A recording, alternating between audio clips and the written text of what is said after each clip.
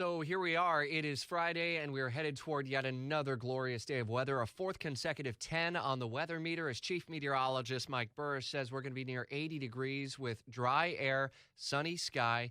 It'll be comfortable. Warm, but comfortable for sure. And Saturday looks just about as nice as well.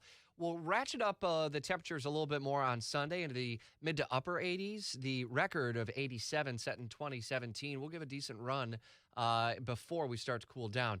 The wet changes for early next week, and the 5-day forecast updated every 15 minutes during Jacksonville's morning news. A lot of stories that broke during the evening hours on Thursday we're working to update throughout the day.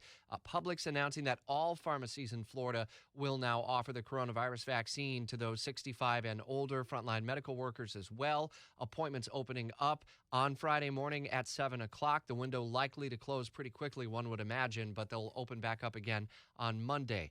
The bombing in Syria by the United States, those airstrikes there as a response to a recent attack in Iraq aimed toward coalition and U.S. forces. We're updating that story as we move through the morning. The Senate parliamentarian rules and says that the $15 federal minimum wage issue that is attached to the COVID-19 relief plan would not actually pass the muster as is now through the budget reconciliation process. So it leads Democrats maybe back to the drawing board on what they may ultimately do with that measure. It's likely to continue to be in the House plan as it's headed toward a vote later today in the House. We'll continue to update the story, hear from local lawmakers on whether they plan to support or reject the COVID-19 stimulus plan and the relief plan that is headed toward a House showdown vote a little bit later on this Friday. Any breaking news that develops on that front, we can send you a breaking news alert in the WOKV app and put in here on the radio Sunday afternoon about 4 o'clock or so as we expect to hear